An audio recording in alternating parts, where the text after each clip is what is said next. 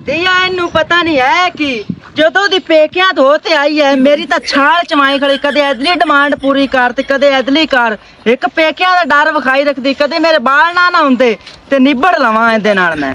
ਅਸਲੂ ਦਿਆ ਤੰਗ ਕੀਤੀ ਖੜੀ ਐ ਮੈਂ ਇਹ ਜ਼ਲੀਲ ਕੀਤੀ ਖੜੀ ਕਦੇ ਇਦਲਾ ਕੰਮ ਕਰ ਕਦੇ ਇਦਲਾ ਮੈਂ ਥੱਕਾ ਪਿਆ ਓਕੇ ਪਰ ਥੱਕਿਆ ਕੀ ਹੋ ਗਿਆ ਮੁਹੰਮਦ ਆਮਰ ਤੈਨੂੰ ਬਸ ਯਾਰ ਚਾਚਾ ਤੈਨੂੰ ਕੀ ਦੱਸਾਂ ਜਿਹੜੀ ਮੇਰੀ ਤਰੀਵੀਂ ਹੈ ਉਹ ਤਾਂ ਮੈਨੂੰ ਹੈ ਲੈਂਦੀ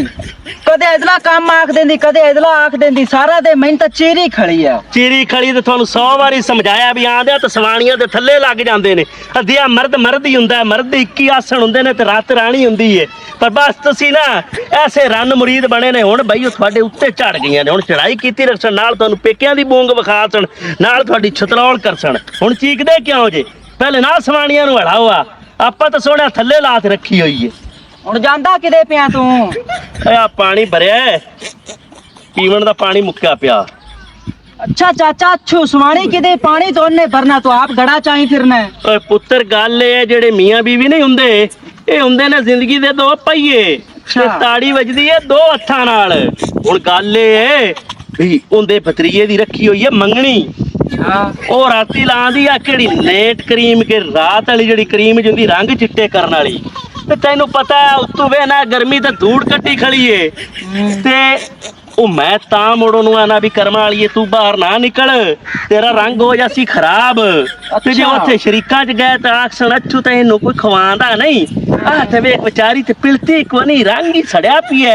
ਅੱਛੂ ਤਾਂ ਇਹਨੂੰ ਕੋਈ ਸ਼ਹਿ ਦਿੰਦਾ ਹੀ ਨਹੀਂ ਤੇ ਮੈਂ ਕਿਹਾ ਸ਼ਰੀਕਾਂ 'ਚ ਆਪਾਂ ਹੋ ਜਾ ਸੈਂ ਗੰਦੇ ਕੀ ਹੋਇਆ ਜੇ 4 ਦਿਨਾਂ ਪਾਣੀ ਮੈਂ ਭਰ ਲੈਸਾਂ ਅੱਛਾ ਹੈ ਤੇ ਮੈਨੂੰ ਕੀ ਪਿਆ ਹੁੰਦਾ ਮੈਂ ਕੋਈ ਘਟਦਾ ਤਾਂ ਨਹੀਂ ਪਿਆ ਜੁੱਸਾ ਤਾਂ ਮੇਰਾ ਵੇਖ ਤੇ ਮੈਂ ਕਿਹਾ ਮੈਂ ਪਾਣੀ ਪੂਣੀ ਭਰ ਲੈਸਾਂ ਤੇ ਤੂੰ ਥੋੜਾ ਜਿਹਾ ਅੰਦਰ ਰਹਿ ਉਹਨੂੰ ਬਾਹਰ ਨਹੀਂ ਨਿਕਲਣ ਦੇਣਾ ਹੁਣ ਤੰਦੂਰੀ ਜਾ ਤੇ ਮੈਂ ਬਾੜ ਲੈਣਾ ਉੱਤੋਂ ਆਦਾ ਉਤੌਣ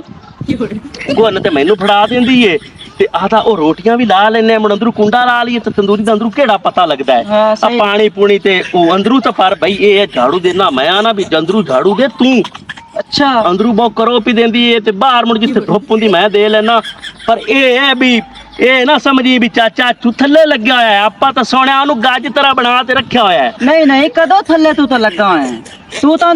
हाथ नाल वडाना है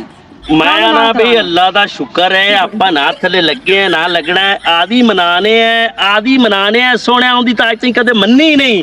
ਪਰ ਇਹ ਪਤਾ ਕੀ ਏ ਕਿ ਹੁਣ ਉਹਨੂੰ ਮੈਂ ਦੁੱਪੇ ਸਾੜ ਲਵਾਂ ਉਵੇਂ ਸ਼ਰੀਕਾਂ ਚ ਲਿਜਾ ਖੜੋਆ ਸੜੀ ਹੋਈ ਉਹਦੇ ਪੇਕੇ ਕੀ ਆਖਣ ਉੱਤੋਂ ਸ਼ਰੀਕ ਐ ਚਮਕਦੀ ਹੋਵੇ ਅੱਛੂ ਦੀ ਸਵਾਣੀ ਚਮਕਦੀ ਹੋਵੇ ਪਤਾ ਲੱਗੇ ਸਹੀ ਆ ਰੋਲਾ ਹੋਰ ਆ ਬਰਬਰ ਲੰਗਦਾ ਤੇ ਤੁਸੀਂ ਅੱਲਾ ਦੇ ਬੰਦਿਓ ਤੁਸੀਂ ਇਹਨਾਂ ਸਵਾਣੀਆਂ ਦੇ ਥੱਲੇ ਨਾ ਰੱਖੋ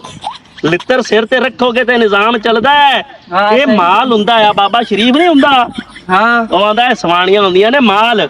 ਇਹ ਨਾ ਮਗਰ ਡੰਡਾ ਲੈ ਤੇ ਲੱਗੇ ਰਹੋ ਇਹਨਾਂ ਨੂੰ ਵਲੀ ਰੱਖੋ ਤੇ ਸਿੱਧੀਆਂ ਟੁਰੀਆਂ ਜਾਂਦੀਆਂ ਨਹੀਂ ਤੇ ਮਾਲ ਕੀ ਹੁੰਦਾ ਭੇਡਾਂ ਬੱਕਰੀਆਂ ਕੋਈ ਹੀ ਨੁਕਸਾਨ ਕਰ ਦਿੱਤਾ ਹੀ ਉਡਾੜਾ ਕਰ ਅੱਲਾ ਦੇ ਬੰਦੇ ਡਾਂਗਾਂ ਦੇ ਗੱਜ ਇਹਨਾਂ ਦੇ ਸਿਰ ਤੇ ਰੱਖਿਆ ਕਰੋ ਤੇ ਥੱਲੇ ਨਾ ਲੱਗਦੇ ਰਹੋ ਕੋਈ ਮੇਰੇ ਤੋਂ ਸਿੱਖ ਲਓ ठीक है ਪਤਾ ਨਹੀਂ ਕਿੱਥੇ ਰਹਿੰਦੇ ਨੇ ਵੀ ਮੇਰੇ ਤੋਂ ਕੁਝ ਸਿੱਖ ਲਓ ਤੁਸੀਂ